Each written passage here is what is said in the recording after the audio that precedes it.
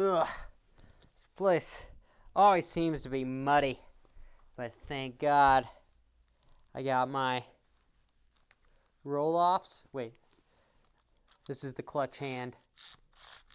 Got some roll-offs.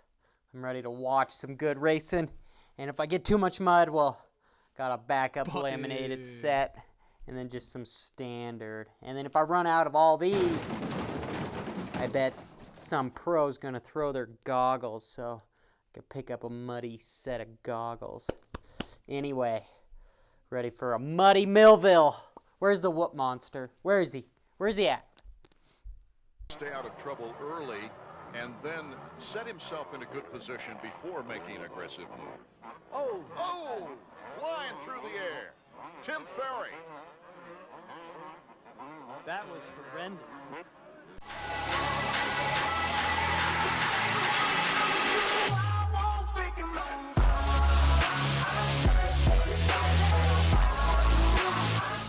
Welcome back, subscribers. It's Johnny Hopper and Millville. Actually, this is I really like this track. This track has got good man-made jumps and then also some good natural terrain to it as far as the uphills go. You know, there's that particular uphill kind of at the bottom of the course where you have like a little uphill single and then this huge seat bounce that, gosh, I'd have to jump it second gear wide open and barely case it. And during qualifying, it's not too bad, but then during the motos, it gets really, really bad. It's hard to jump. And they actually took out that entire uphill because of the sheer mud that they got.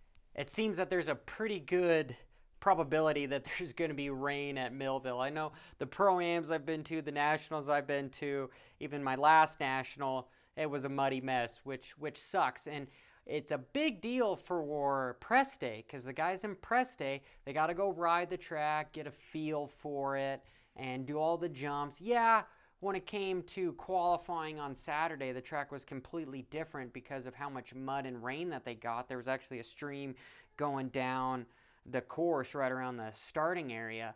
And yeah, the whole track is completely different when it comes to mud like that, but it would have been nice to have 20, 40 minutes on the track prior to that happening because you would know at least where you're going. You wouldn't have to try to learn new jumps in the mud if you were new to it. And those whoops in the back, they're kind of curved and they're real hard. TV doesn't do it justice. Right at the start, after the start, there's that long stretch and then like a tabletop into the side corner where it's off camber, and those are real difficult before it kind of levels out and gets into some straight rollers. And if you don't start off doubling or hitting them correctly, well, your whole straightaway speed is gone, and that's the difference between qualifying and not qualifying.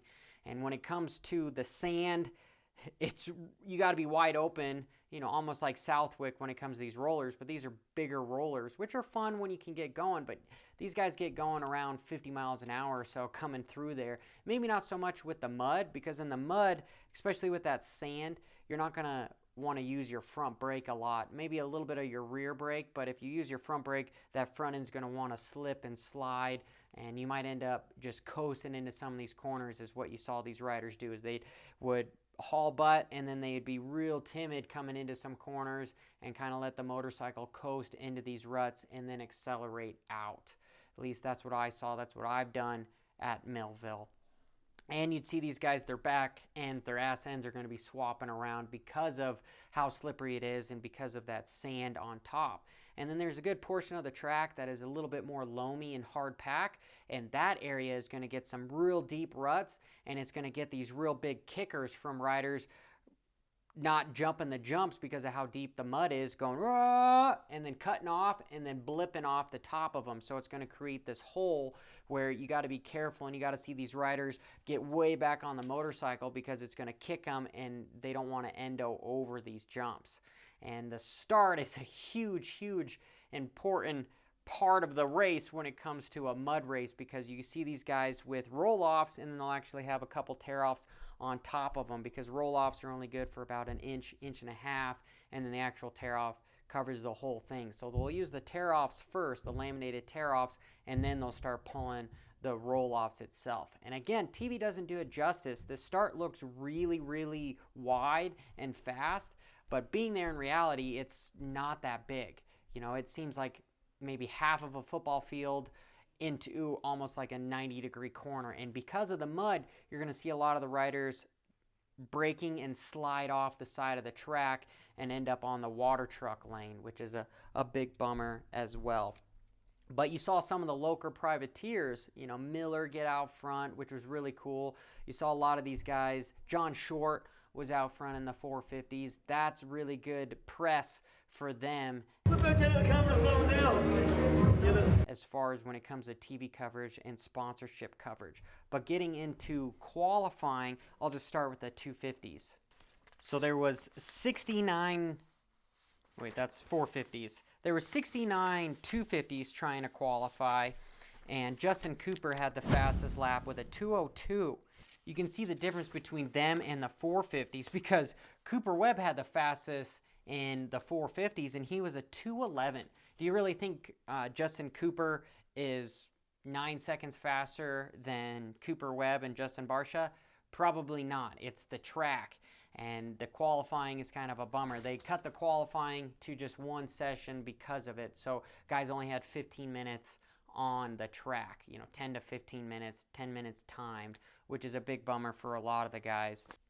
So the first rider that I want to talk about is Cooper Webb. I've talked about him in a couple of my videos beforehand, just as far as how mentally strong this rider is. And I personally think he's the #1 guy on KTM. I know Marvin is there, but I think Marvin is on his way out, and Cooper Webb is the guy that's coming in to save KTM or be the #1 rider for him, because he's only 23, he's got time. They're probably trying to boost him up, and Marvin might be in a odd spot with all the team orders and probably what's being said in the truck, etc., etc. But it was cool that he got the whole shot and was able to lead pretty much the whole race. And Cooper Webb is the type of smart individual that's going to ride not out of control but within his means so that he can come away with the W. And if another rider like Eli Tomac, who got real close to him or passes him, he's going to let him have it, and he's going to be more about the overall and not trying to take his ass out and win the race, aka Stewart. If he wasn't first, he was last. The whole Ricky Bobby quote. And I know Roczen had some issues in Moto 1, and he was able to rebound in Moto 2 with having an awesome battle with Webb. They were going back and forth for damn near 30 minutes, and Roczen was able to do that uphill triple that I was talking about right into that corner because they weren't going up the uphill, and Webb obviously tried to do that too and got stuck in some mud and low-sided. And you saw Plessinger over one of the big, I'm going to call it Reedy Hill, you know, because we all saw him just vacation and a weekend off. He is fired up here in the number 22. Oh! Reed launches! We got trouble! Chad Reed is down and down! ditch the motorcycle. I don't know if it was 2011, 2012 on his Honda, and thank God he didn't break both of his legs, but it was a pretty epic jump off or release from the bike. And you saw Plessinger just almost look like he just got stuck in the mud and just instantly fell off the bike. And then poor Freddie Noren just comes in and tags his bike. Thank God he didn't tag him. That could have been bad, because if you've been to Millville and you've jumped that particular jump, it's a pretty big jump. But for Webb to get the whole shot again, to be out front the majority of the race, yeah, he fell down and got pushed back to second, but ultimately ended up winning the race, I think is a huge boost to his confidence. I did say in my other videos that I think Webb was going to win a moto or two. I didn't think he was going to win an overall. So, you know, I'm eating my words there. But now that he's on a roll, I personally think next round and the few next rounds, he's going to be first to third. I know he's fairly close. He's always been like fifth or so, but I think he's definitely going to be battling for some more moto wins before the season's over with. I don't think he's going to beat Tomac for the championship. I think Tomac's pretty much got that locked in. but I do think he's going to win some more motos. And let me know if you guys think he's going to win some more motos and if he's going to be able to defend his Supercross championship. It got a lot better pretty quick, and I think at first I was treating it a little bit like a mud race, and I saw he was coming, and I kind of could tell what he was doing behind me, where he would catch me. He was really fast down the hills, so was able to kind of pick up on that even though I couldn't see it, and also felt he was really good in the rollers, so I had to adjust that. But yeah, it was awesome. To get a moto win like that is incredible, and you know, straight up, get a whole shot, which was nice. It's going to be a big year for him in 2020. Speaking of 2020, Rockstar Husqvarna just re-signed Dean Wilson. Dean Wilson's a good rider. He's a good Supercross rider. I feel like they did a good job with him and Jason Anderson being on that team. Not to mention Dean Wilson with his YouTube channel and some other stuff that he's been doing. He's becoming more of an ambassador for the sport, I would say. And the 250 riders that stand out, well, the Aussie Lawrence, man, he gets the whole shot and was able to win Moto 1 in the 250 class, which he hasn't been able to do that. And him being over at the GPs, everyone thought, hey, man, this guy's going to come in and he's going to potentially just murder everybody. Same thing with Covington, but I know Covington, I think, actually has mono, so he's been struggling with some stuff. So that is an excuse, but with racers, nobody likes an excuse because this game is so mental. As soon as you throw out an excuse there, inside, racers are still thinking, you know what, I still lost. Like, man, maybe I don't have it anymore, and that's not the right mentality. AC and Dylan are going to have a good battle on their hand for the rest of the season. I think it's going to come down to the last race like it did at Supercross. Dylan and the Yamalube team had sort of a rough weekend. I mean, Justin Cooper was the fastest qualifier, but he ended up getting backwards on the big uphill in Moto 2. Dylan had his issues in the whoops. You know, Oldenburg ended up going down. It just wasn't the best for Yamaha for Millville, which is a bummer. And homeboy Alex Martin, we always think he's going to do well because, you know, his parents own the track, and you want to say that that's an unfair advantage, but I don't think he gets to ride the track as much as he would like to because he's on the pro circuit. Granted, maybe when he was an amateur, it was a bigger advantage than it is now. But it was cool to see him go 2-2, but unfortunately in the second moto, they got docked a lap because, like I was saying, he got pushed way wide, was on the water truck line, and because there's so many sponsorship banners around, you can't just jump over one of those banners or drive through one of those banners because you're going to get stuck in your wheel, and you're going to have to pull into the pits and change a wheel or something. After Red Button, the disappointment of not being able to string those motos together, you were able to get it done today. So even with that penalty, how are you feeling after that? Yeah, that definitely was bummed about that. I mean, I came off the track. I obviously I was close to getting the whole shot. I came off the track and I went down that road and I'm like, where do I get on? Like there was no place to get on until that table, and I slowed down. Like I let a few people by, but I was like, I don't know how many people. Like it's been so up in the air lately. I didn't know how many people I have to let by. I'm fortunate I only lost one spot, but man, I definitely didn't get a lot of points the first part of the season, so I'm all about trying to get as many points as I can on race day. And Christian Craig, this was his first race back, and I know I've got a video that I've got coming out as far as PEDs, and he did get caught with an abnormal test from USADA.